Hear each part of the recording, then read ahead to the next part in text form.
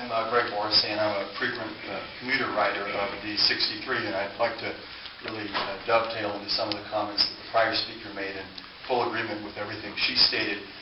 In addition, just a couple points about the ridership of the 63.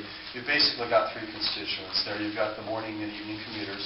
You've got the Lincoln High School students who otherwise would be put in a private vehicle if they were to be forced out of that bus. And lastly, you have the tourists who come up and ride frequently now, beginning in March and all the way through the end of October. We know that you track ridership and you track numbers on buses. Just as an example, Sunday was a beautiful day, wasn't it? Gorgeous. Anyone went up to the park, there were more than 15 to 20 cars waiting outside the Japanese garden to find parking.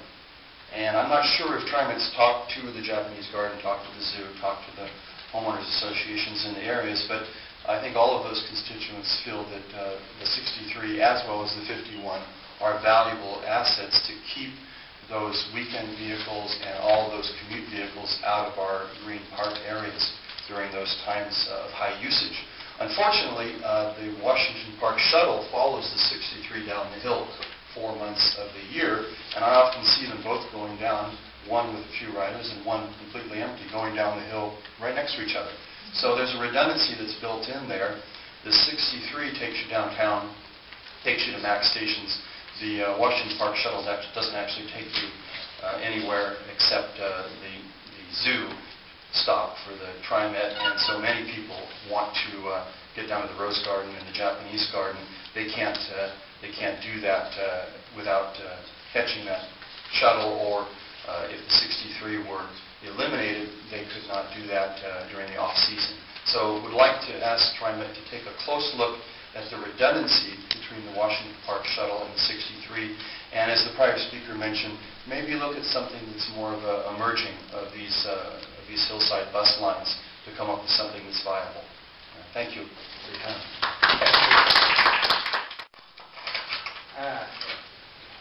I'm not going to talk. I guess I got to take this.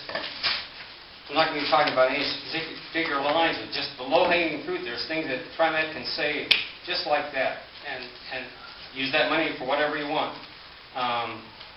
When I have an automatic transmission car, and when I'm stopped in drive, the engine's laboring, I'm pressing on the foot brake.